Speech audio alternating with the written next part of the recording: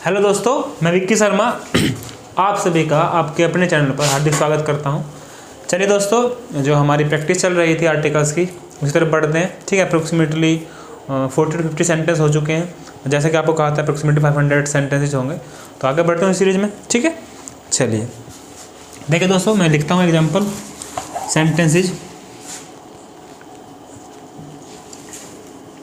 Number of intelligent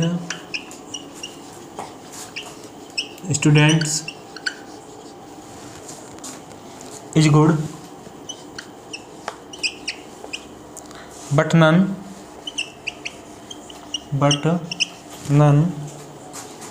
of the students are obliged to their teachers। ठीक है दोस्तों, देखिए ये आपका सेंटेंस है। अब सेंटेंस में जो वर्ड मीनिंग है वो आपका इंटेलिजेंट जानते हैं, बुद्धिमान होता है, नन कोई नहीं। ओब्लाइज होता है किसी चीज़ को आज्ञा मानना या किसी की अनुमति मानना। ठीक है, देयर टीचर्स जानते हैं। चलिए वाक्य की तरफ बढ़ते हैं। देखो दोस्तों, दो वर्ड होते हैं यहाँ पे। एक होता है द नंबर ऑफ, ठीक है, और एक होता है आपका ए नंबर ऑफ। याद रखिए, जो आपका ये है द नंबर ऑफ, ये चलेगा हमेशा सिंगुलर में, और ये चलेगा दोस्तों आपका हमेशा प्लूरल में। देखिए ए देख करके लगता तो ऐसा है कि भाई चलेगा सिंगुलर में, बट चलता प्लूरल में है। और ये जो आपका द नंबर ऑफ है, ये चलता आपका किस चीज़ में? सिंगुलर में। यहाँ देखिए आपका इज का निशान लगा हुआ है। आपको जो helping verb is, it means that, जो आपका सब्जेक्ट है वो कैसा है? सिंगुलर है। कैसा है? सिंगुलर है। तो यहाँ पे यूज करेंगे आप दोस्तों द का, तब जाकर के आपका वाक्य सही होगा। The number of intelligent students is good but none of the students are obliged to their teachers. ठीक है, तो उन्होंने कहा कुछ बच्चे अच्छे हैं परंतु कोई बच्चा ऐसा नहीं है जो अपने टीचर की मानता है, टीचर की आज्ञा का पालन करता हो। ठीक है दोस्तों, चलिए जो आपका नेक्स्ट सेंटेंस की तरफ बढ़ते हैं।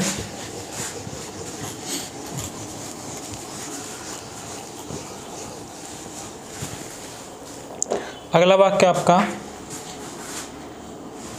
The higher you go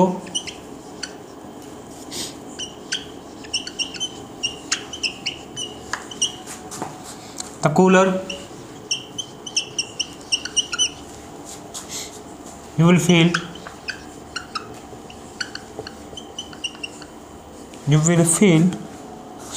because it is natural phenomenon। ठीक है दोस्तों, मैं वर्ड मीनिंग बताता हूँ पहले आपको। वर्ड मीनिंग इसमें देखिए, नेचुरल आप जानते हैं प्राकृतिक, और फेनोमेना होता है आपका चमत्कार। ये होता है आपका चमत्कार। अब रूल की तरफ बढ़िए आप।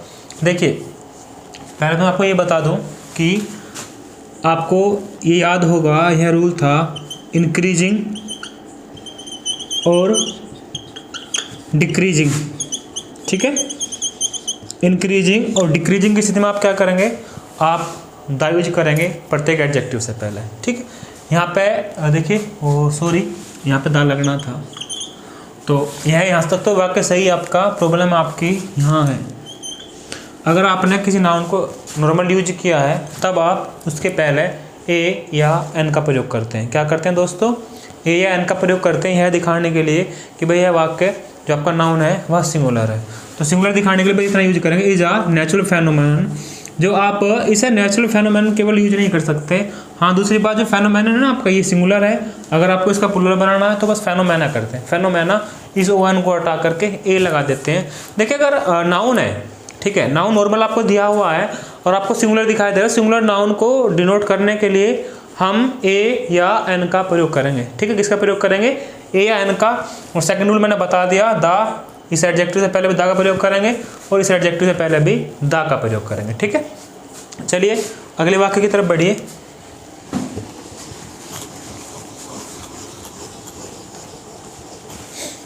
नेक्स्ट वाक्य आपका दोस्तों, Sunil is the tallest and the best student of her class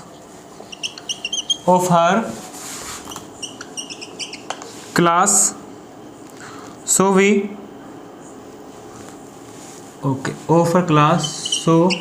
we took her carefully. चलिए दोस्तों, इसमें वर्ड मीनिंग तो कोई ऐसा नहीं है खास जिसे बताया जाए आपको। आप रूल की तरफ बढ़िए। जो आपका इसका रूल यह है, देखिए, Sunil is the tallest and the best students of her class so we truth her carefully. देखिए, अगर आपकी सुपरलेटिव डिग्री यूज हुई है, सुपरलेटिव डिग्री का प्रयोग आपने किया है, तब आप इससे पहले अनिवार्य रूप से दा का प्रयोग करेंगे। रूल यह है, और आपने किया भी है। टॉलेस्ट से पहले दा और बेस्ट से पहले दा। परंतु अगर एक वाक्य में कोई भी आपका सेंटेंस है, उस सेंटेंस में 2 एडजेक्टिव है, भाई जो डिग्री बनाते हैं आप किसकी बनाते हैं? एडजेक्टिव को बनाते हैं। तीनों डिग्री आपके पॉजिटिव, कंपैरेटिव और सुपरलेटिव एडजेक्टिव की बनती हैं। तो जो आप ये डिग्री बना रहे हैं अपनी सुपरलेटिव, इसमें अगर पूरा का पूरा वाक्य, मतलब जो नाउन है या दोनों डिग्रियाँ, दोनों एडजेक्टिव एक ही व्यक्ति को संबोधित कर रहे हो, जैसे यहाँ पर देखिए, टॉलेस्ट और बेस्ट स्टूडेंट ही सुनील ही है दोनों। जो टॉलेस्ट स्टूडेंट है वह भी सुनील को डिनोट कर रहा है, और जो आपका बेस्ट स्टूडेंट है यह भी आपका सुनील को ही डिनोट कर रहा है। अगर स्थिति ऐसी हो कि दोनों डिग्रियाँ ही एक ही व्यक्ति को डिनोट कर रही हो, तब हम बस जो आपका पहली डिग्री है, जो आपकी फर्स्ट डिग्री है या आपका फर्स्ट सुपरलेटिव डिग्री है, उससे पहले दा यूज करेंगे। सेकंड वर्ड से पहले दा का प्रयोग नहीं करेंगे। अगर अलग अलग होते आपके नाउन तो करते, परंतु दोनों डिग्री एक ही व्यक्ति को डिनोट कर रही हैं, so will use the before the adjective of first adjective. ठीक है दोस्तों, चलिए नेक्स्ट की तरफ बढ़िए। जो आपका नेक्स्ट वाक्य है, whenever Mr. Sinha finds a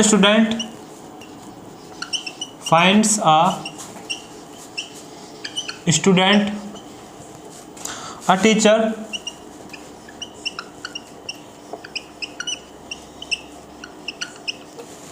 comes in him and he starts helping him। चलिए वर्ड मीनिंग की तरफ इसके। व्हेनेवर का अर्थ होता है जब भी। क्या अर्थ होता है इसका दोस्तों? जब भी Sinha finds student, teacher comes in him and he starts helping him. और तो आप सभी का अर्थ जानते ही हैं। अब रूल की तरफ बढ़िए। जो आपका रूल रहेगा दोस्तों, ये रहेगा, आपको बताया था मैंने, अगर आपने किसी नाउन का as a abstract noun use कर दिया, as a abstract noun use किया हो किसी नाउन को, तब हम क्या करेंगे, उसे एक ही जगह, मतलब उसके हम दा से डिनोट करते हैं दोस्तों। किसे डिनोट करते हैं? दा से। उसके जस्ट पहले दा का प्रयोग करेंगे, ए का प्रयोग नहीं करेंगे। बस आपको इतना सा करना है। Whenever mister Sinha finds student, जैसे ही मिस्टर सिन्हा को कोई बच्चा मिलता है, the teacher comes in him, एक टीचर जैसी भावनाएं उनके अंदर आ जाती हैं, and he starts helping him, और वे उसकी सहायता करना शुरू कर देते हैं। टीचर नहीं है वो, टीचर जैसे हो जाते हैं। टीचर जैसे हो जाते हैं, उनकी फीलिंग्स उनके अंदर आ जाती हैं, तब के सेंस के लिए दोस्तों आप यूज करेंगे। ठीक है, अर्थ मैं बता चुका आपको। चलिए अगला वाक्य देखिए।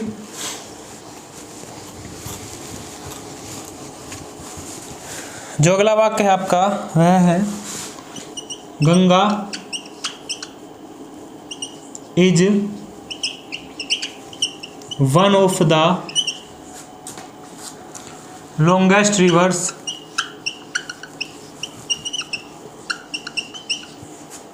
which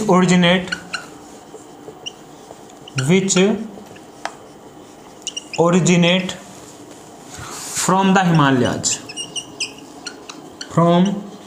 the Himalayas. ठीक है दोस्तों, देखिए इसमें जो आपको अर्थ जानना है इसका जानना है। ओरिजिनेट माने होता है वहाँ से उत्पन्न होना, वहाँ से निकलना या फिर पैदा होना। लॉन्गेस्ट आप जानते हैं सबसे लंबा। अब देखिए जो इसमें आपका रूल रहेगा, रूल यह है जितनी भी नदियाँ हैं उन सभी से पहले आप दा का प्रयोग करते हैं। गंगा आपकी नदी है, बस इससे पूर्व आप आर्टिकल दा का प्रयोग करेंगे। किसका प्रयोग करेंगे? आर्टिकल दा का। जितनी भी रिवर हैं उन सभी से पहले दोस्तों आर्टिकल दा का प्रयोग करते हैं। और आपकी नदियाँ हों, आपके नाले हों, आपकी नहरें हों, सागर हों, महासागर हों, खाड़ियाँ हों, उन सभी से पहले दा का प्रयोग कंपल्सरी रूप से दोस्तों किया जाएगा। ठीक है, चलिए नेक्स्ट वाक्य की तरफ बढ़िए। जो आपका नेक्स्ट वाक्य है,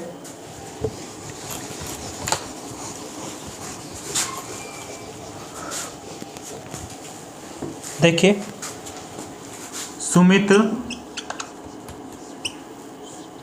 said that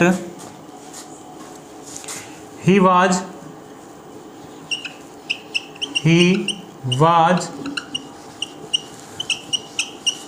employee of the gas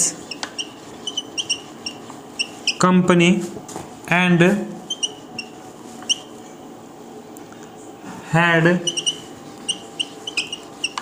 come to read the meter। ठीक है, जो इसके आपके टफ वर्ड हैं वो आपका एम्प्लॉई है बस। हालांकि एम्प्लॉय जानते हैं सब, एम्प्लॉय का होता है आपका कर्मचारी, कहीं किसी कंपनी में कार्य करने वाला व्यक्ति, वो सब एम्प्लॉय बोलते हैं। अब रूल की तरफ बढ़िए। देखिए मैंने बताया था, अभी एक वाक्य गया था, जस्ट ऐसा ही वाक्य है ये। अगर आपका एक सिंगुलर नाउन यूज किया गया है, अगर आपका एक सिंगुलर नाउन यूज किया गया है किसी वाक्य में, तो उसे डिनोट करने के लिए हम अपनी सुविधा अनुसार, अपनी फैसिलिटी के हिसाब से ए या एन का प्रयोग करेंगे। अब यहाँ देखिए आप एम्प्लॉय, एम्प्लॉय क्या है? सिंगुलर है भाई। अगर प्लूरल होता तो फिर दोस्तों क्या होता? यहाँ पर एस का प्रयोग होता ना, या फिर कोई और नाउन के हिसाब से कुछ और होता। तो यहाँ पर बस हम कितना करना, हमको एन करना है। बस वाक्य आपका यह हो जाएगा, Sumit said that he was an employ. और एम्प्लॉय से पहले जस्ट एन करते आपका वाक्य सही है। अब इसका हिंदी अर्थ देखिए, सुमित सेड दैट, सुमित ने कहा, he was an employ of the gas company, कि वह गैस कंपनी का कर्मचारी था। And had come to read the meter, और मीटर को चेक करने के लिए, मीटर को पढ़ने के लिए आया है। ठीक है, चलिए दोस्तों अगले वाक्य की तरफ बढ़िए।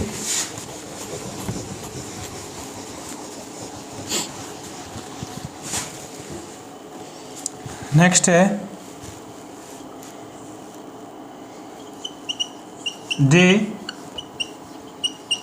After day passed without the news,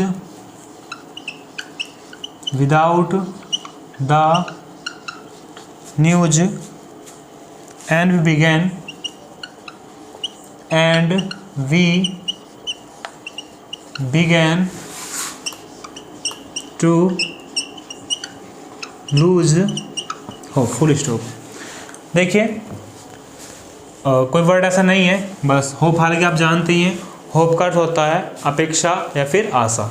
अब रूल की तरफ बढ़िए। जो आपका न्यूज है यह है आपका अनकाउंटेबल नाउन। क्या है आपका दोस्तों? Uncountable noun. और अगर अनकाउंटेबल नाउन आपका प्रयोग किया गया है वाक्य में, तब क्या करते हैं हम? तब देखिए ना तो ए का प्रयोग करते हैं, ना ही एन का प्रयोग करते हैं, और ना ही दा का प्रयोग करते हैं। यूजुअली नॉर्मल सिचुएशन में ऐसा नहीं कर सकते, एक्सेप्शन में we can do everything which we want. तो यहाँ पे बस आप ये दा रिमूव कर दीजिए। आप नाउन वाले रूप में उसमें पढ़ेंगे भी न्यूज। अगर आपको न्यूज का सिंगुलर नाउन बढ़ाना भी है तो फिर ए पीस ऑफ न्यूज करते हैं, या फिर टू पीसीज ऑफ न्यूज करते हैं। बट केवल न्यूज को यूज नहीं करते। अगर न्यूज यूज करना भी है तब दोस्तों हम अनकाउंटेबल यूज करेंगे। कैसे यूज करेंगे? अनकाउंटेबल में। एक बात और याद रखिए, अगर अनकाउंटेबल नाउन से आपका भी पाला पड़े तो हमेशा it will be in singular form. ठीक है, चलिए नेक्स्ट वाक्य की तरफ बढ़िए।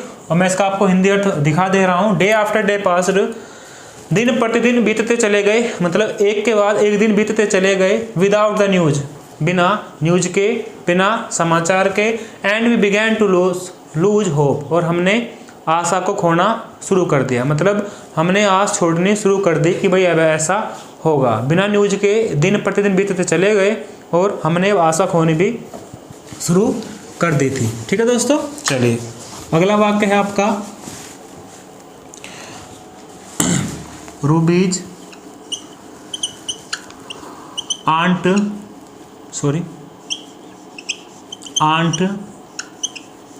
lived on ground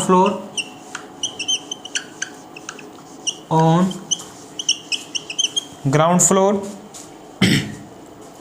of an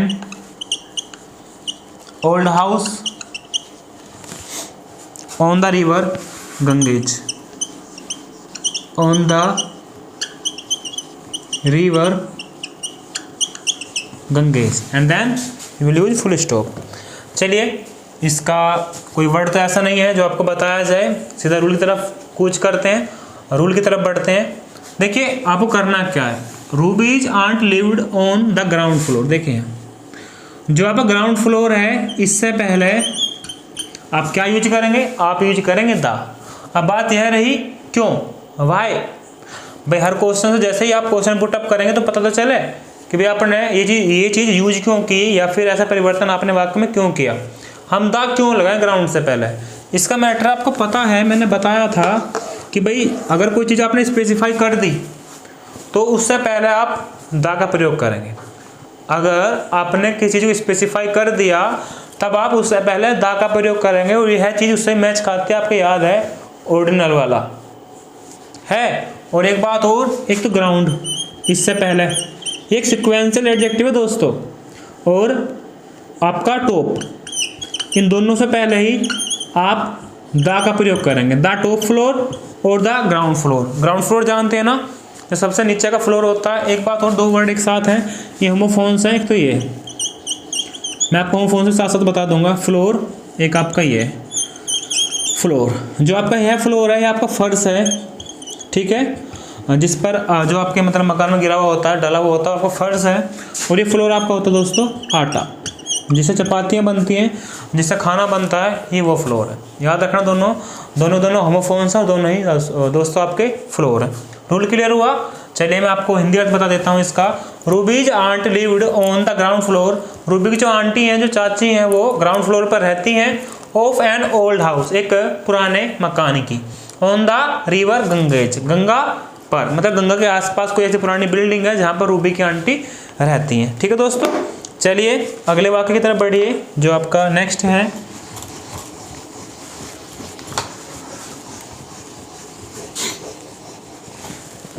आपका अगला वाक्य है, professor Singh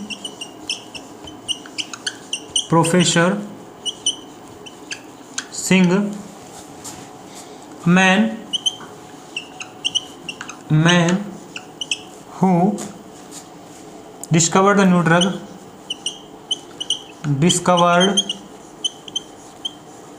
the new drug that everyone is talking about, refused to give a press conference. Refused to give a press conference. ठीक है दोस्तों, चलिए पहले मैं वर्डिंग बताता हूँ आपको। प्रोफेसर सिंह यहाँ पर यूज कीजिए। अ मैन हु डिस्कवर्ड आप जानते ही हैं, खोज करना। द न्यू ड्रग भी जानते हैं आप। Everyone is talking about refused का अर्थ होता है मना करना। लिख लीजिए अगर याद ना रहे। इसका अर्थ होता है क्या, मना करना, डिक्लाइन करना या फिर डिनाई करना। To give a press conference जानते हैं खैर आप। तो अब रूल की तरफ बढ़िए। देखिए एक सिचुएशन होती है, इसे बोलते हैं हम noun in opposition, noun in opposition. याद रखिए इसमें पहले व्यक्ति का नाम लिया जाता है, फिर उसके बारे में बताया जाता है। पहले व्यक्ति का नाम लेते हैं, उसके बारे में फिर बताते हैं। जैसे Pandit Nehru the first prime minister of India, पहले मैंने नाम लिखा और जस्ट बाद उस व्यक्ति का वर्णन किया। ऐसे यहाँ पर हो रहा है, देखिए प्रोफेसिंग मैन बताया। तो इस स्थिति में जब आप इसके जस्ट बाद व्यक्ति का वर्णन होगा तो वहाँ पर ए और एन का यूज ना होकर के दोस्तों द का यूज होगा। अगर आपके नाउन इन अपोजिशन की सिचुएशन है तब आप क्या करेंगे, द का प्रयोग करेंगे। ठीक है, नाम के जस्ट बाद जो आपका नाउन लिखा जाएगा, डिनोट करा जाएगा, उससे जस्ट पहले आप द का प्रयोग करेंगे। ठीक है, the man who discovered the new drug, आगे वाक्य सही है आपका सारा का सारा। अब मैं इसकी हिंदी बता देता हूँ आपको। Professing the man who discovered new drug, वह व्यक्ति मतलब प्रोफेसिंग जिन्होंने या वह व्यक्ति जिन्होंने एक नई ड्रग का डिस्कवर किया है। That everyone is talking about, जिसके बारे में हर व्यक्ति प्रत्येक व्यक्ति बातें कर रहा है। Refuse to give a press conference, उन्होंने प्रेस कॉन्फ्रेंस देने के लिए मना कर दिया है। ठीक है, चलिए अगले वाक्य की तरफ बढ़ते हैं।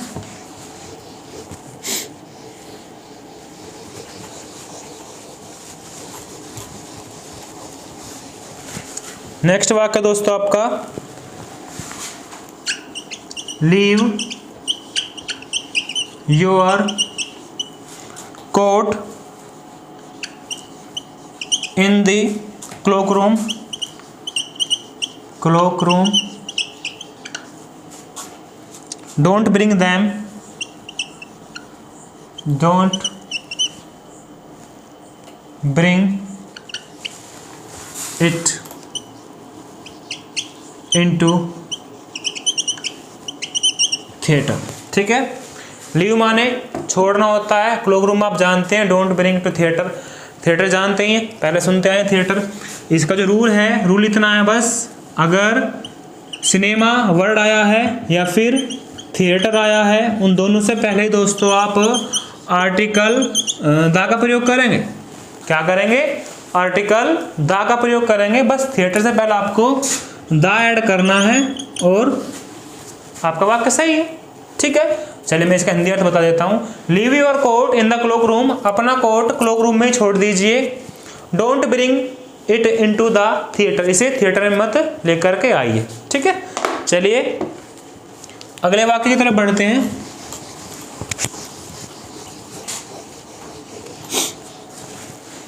नेक्स्ट वाक्य आपका, I hit my thumb with hammer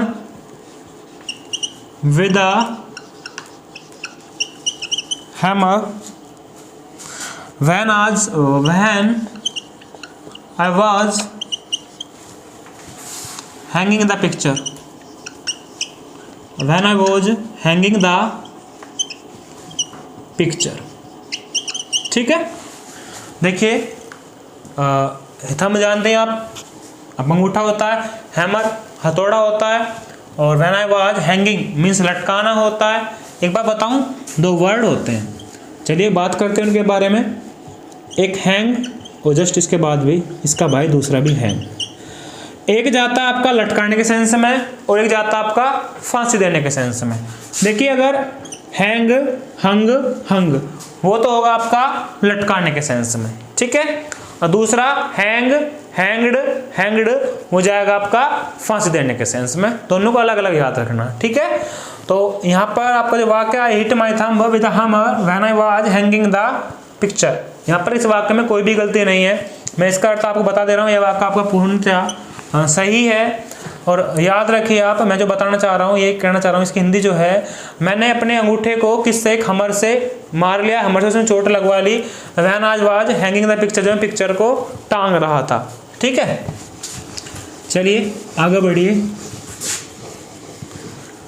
next वाक्य है दोस्तों आपका,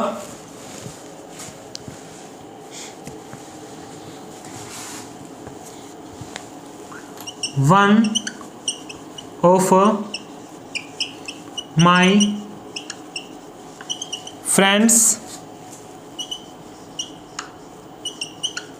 advised me to take a taxi, me to take a taxi, another said that there was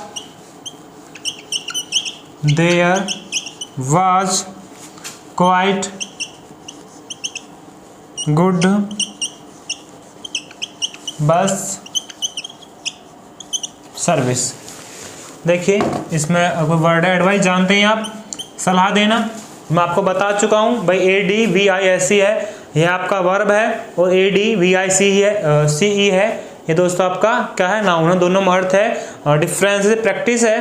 practice में एक में S आता है और एक में C आता है। अगर C वाला है तब वह आपका नाउन है, अगर आपका S वाला है तब वह दोस्तों आपका वर्ब है। यही जस्ट सिचुएशन सेम डिट्टो यहाँ पर भी है।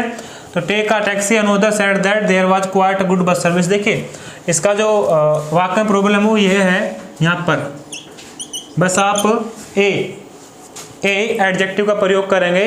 अब देखिए क्यों करेंगे, बात यह है मैंने पहले ही बता चुका, अगर नाउन का प्रयोग जस्ट ऐसे ही कर दिया गया सेंटेंस में तब आप ए का प्रयोग करेंगे, एन का प्रयोग करेंगे। एक बात और देखो, आप सेंटेंस पढ़िए, one of my friends advised me to take a taxi. देखिए ए है ना टैक्सी नाउन है, उसे जस्ट पहले मैंने यूज किया है।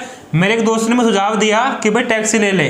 अनदर साइड दैट, दूसरे ने कहा there was quite a good bus service, कि वहाँ पर जो बस सर्विस है वह भी अच्छी है। तो बस सर्विस पूरा का पूरा एक नाउन है, कंपाउंड नाउन है, जो क्या कर रहा है, एक नाउन को डिनोट कर रहा है एक। तो एक का सेंस आप यूज कर रहे हैं तो आप ए या एन का प्रयोग करेंगे। ठीक है दोस्तों, चलिए अगला वाक्य आपका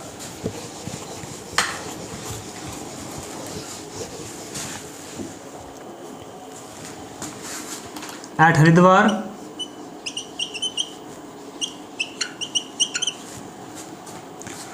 the first thing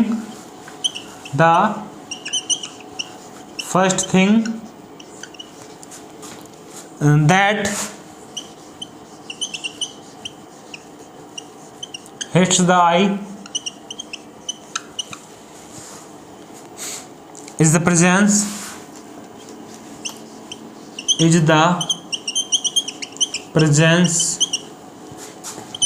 of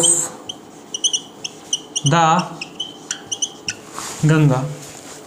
देखिए इसमें जो आपका वाक्य में जो वर्ड है at Haridwar, the first thing that hits मतलब लगना या चोट मारना या फिर आंखों में दिखाई पड़ना।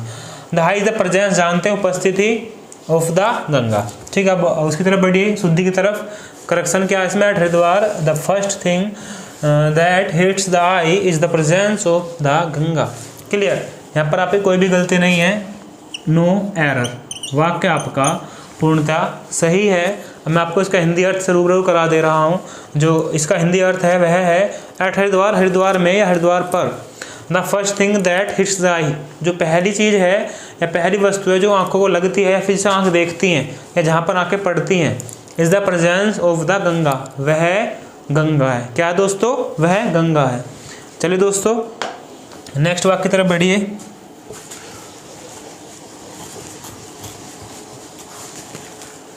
जो आपका अगला वाक्य है वह है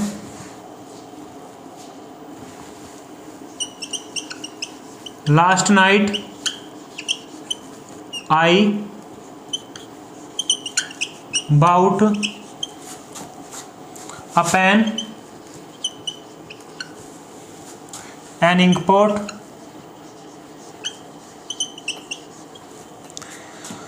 अ पेंसिल and a soap जी, a soap from a stationery store, from a stationery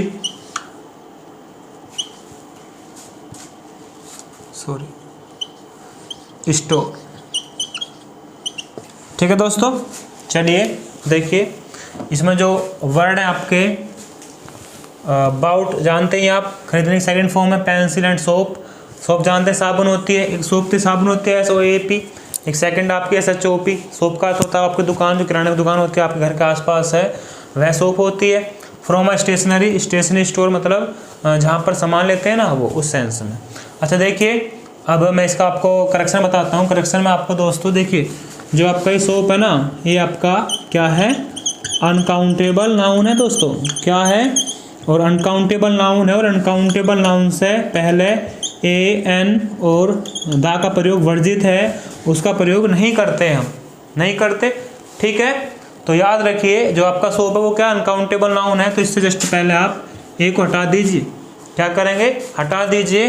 अब मैं आपको इसका हिंदी अर्थ बता दे रहा हूँ। लास्ट नाइट आई अबाउट ए, गत रात्रि मतलब जो रात बीत चुकी, उस रात मैंने क्या करा, एक पेन खरीदा, एक इंकपोर्ट खरीदी, आप जानते हैं चाय की दवा, और एक पेंसिल खरीदी, एंड सोप और साबुन खरीदी। साबुन से पहले एक साबुन नहीं करते क्योंकि अनकाउंटेबल है। और फ्रॉम आ स्टेशनरी स्टोर, एक किराने की दुकान से या स्टेशनरी स्टोर से, ठीक है दोस्तों। तो आज के लिए इतना ही काफ़ी था, ठीक है। अपना ध्यान रखें और वीडियो ज़्यादा से ज़्यादा शेयर कर सकें, करें प्लीज़, ठीक है। Thanks, have a nice day.